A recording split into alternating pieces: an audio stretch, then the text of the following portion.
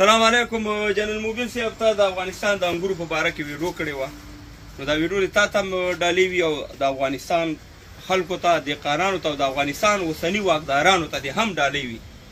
دا موږ چې ویو چې زما وطنه د لالونو خزانې زما، دا د لالونو خزانې همدغه دي که نه، د انګور دي، د افغانستان مڼې دي، وچه میوه د انار دي، یا نور شیونه دي، زردالانې دي. نو نن درته زه په هندوستان انګلینډ کې انګلستان کې د انګورو ریټ وایم او د انارو، بیا درته افغانستان کې تاسې خپله ورسره قضاوت وکړئ، ورسره یې دغه کړئ چې څومره دلته قیمت لري، بیا د افغانستان میوه او بیا چېرته صاحب مهربانه د خارج او د نورو دنیا میوه. هغه داود خان به دا خبره کوله چې شهید داود خان زموږ ستاسې یو رئیس جمهور تېر شوی، هغه به ویلې چې داسې وخت به راځي چې زه به د هر یو افغان کور ته موټر ودروم، یعنې داسې به د افغانستان په خپلو خپو ودرو.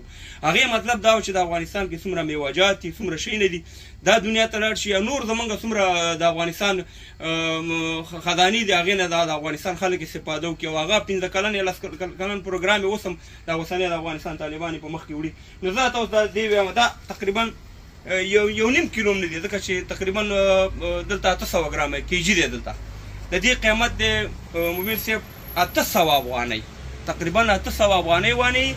دا سره پاسه 1 کیلو انګور دی په انګلینډ کې، په لندن کې، او بیا چېرته د افغانستان انګور او چېرته بیا صاحب مهربانه خارج نور هېوادونه انګور. دا یعنې د ورکوټې دغه ده، د مالټو دغه یې ګوړه جوړ کړی دی. د دې څه قیمت دی؟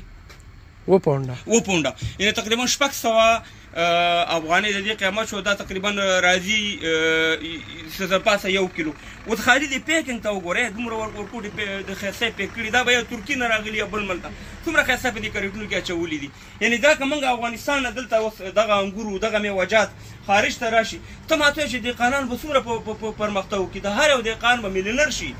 نن زمونږ دهقان چغې وایي، ما خپله دغه مخکې ورځو کې وکاته چې د لوګر رومیان چې دي په جلال آباد کې، په جلال آباد کې په 50 روپۍ من 1 کیلو. اوس دلته د رومیانو دغه دا کیلې دي، دا د رومیانو کا ریټ چې دی دا د مخکې ورځو کې په 15 پونډه و، 15 پونډه، اوس چې دی په 10 پونډه شوی. دا 4 کیلو دي، یعنې 1500 افغانۍ وانې 4 کیلو رومیان. چېرته بیا د افغانستان رومیان، ولا د افغانستان داسې رومیان دي چې غوښې نه علاوه یم چې ته یې وخورې مزه کوي، دومره خواږوالی پکې. دا انار دی، دا ګوره، دا یو دانه په 1.5 پونډ دی، تقریبا په 1.5 افغانۍ وانه. بیا چېرته د تګاو انار، چېرته د قندهار انار، او چېرته دا انار د ځمکې او د اسمان فرق دی. دا هم داسې مالټې تاسې وګورئ، خربوزه وګورئ، دا خربوزه ده، دا هم د خارج نه دلته راځي.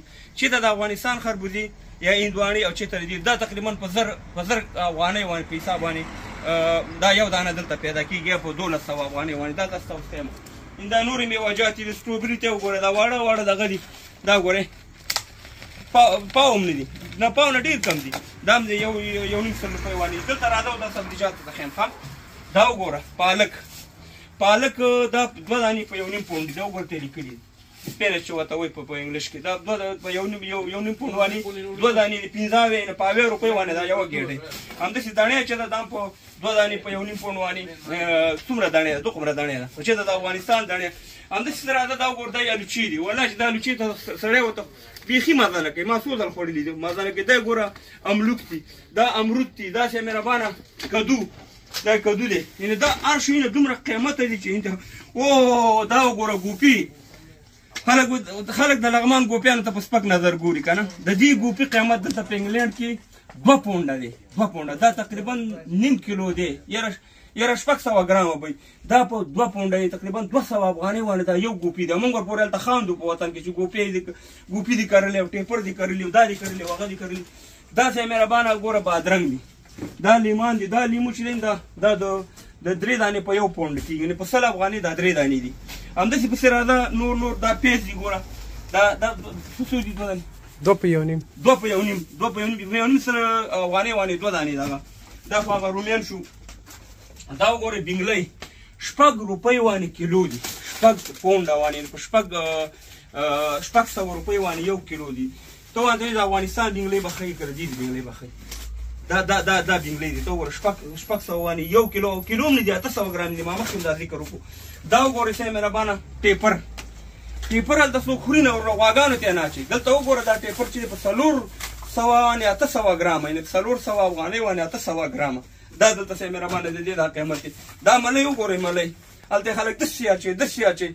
دا صاحب مهربانه په په 10 افغانۍ باندې دا یو دانه ملۍ ده، تقریبا د پونډ 3 دانې راځي. دا ورته وګوره همداسې دا نور نو کم شی دا لوګان وګوره، لوګان څومره دغه دی، دا دي دام کدو دی. ګوره خبره دلته دا ده چې ګورئ موبین صاحب، دلته مهم چې دی پیکینګ ډېر ضرور دی، او بیا د نړیوالو سره دا ارتباطات جوړول دي چې د افغانستان نه کومه میوه موږ خارج ته راوړو، ځکه د افغانستان وضع کې وچه میوه یا لمده یا سبزي یا فروټ یا سبزیجات دا په خدای راسي کې په دې ټوله دنیا کې یعنې موږ دنیا لیدلې داسې نه چې ځانه خبرې کوو. یقین وکړه زه انډیا ته تلم، د افغانستان چې څومره میوه ده، د افغانستان چې څومره سبزیجات دي، دا د انډیا د 2 ولایتونو کې دومره نفوس یې په انډیا کې. نو که موږ دا لاره پیدا کړو یا زموږ د حکومتونه لږ فکر وکړي، د خپل چوکۍ نه علاوه د ملت د دهقانانو دپاره یو سوچ فکر وکړي چې دغه دهقانان چې څه کال یې دا انګور یې کرلي وو، سبزیجات یې کرلي وو، رومیان یې کرلي وو، څه کال یې تاوان وکړ، کال دا نه کري،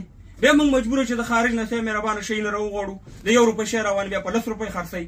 نو د دې لپاره د الله وکړي چې د افغانستان اوسنی واکداران حکومت غم وکړي او د افغانستان میوه‌جات سبزیجات دا نړۍ ته راولېږي چې څنګه د نورو هېوادونو نه راځي. دا دوی خپل نه کوي. په لندن کې 99% شی نه چې دي دا د خارج نه راځي، 99%. 1% شی لوګان یا پیاز دوی خپل کوي. راځئ نو دا د افغانانو یو دوکان هم دی زموږ د خوستیانو د ورونو دی، دا وګورئ په لیډز ښار کې په انګلستان کې لیډز سټي سټور هغه یې لیکلی دی، او د دې سټریټ څه نوم دی؟ 63 شپرز لین باندې دی. دلته راشئ سودا مو وکړئ او دا خپل افغانانو دوکان به مو ګورئ، زموږ د خوستیانو دی، د هغې دوکان دی. الله دې آباد لري، په کاروبار کې الله برکت واچوي. نو دا مې تا ته ډالۍ کړم موبین صاحب، الله دې وکړي ضرور شي او د دې وخت واکداران په دې باندې سوچ او فکر وکړي. خدای په امان، ښه وخت ولرئ.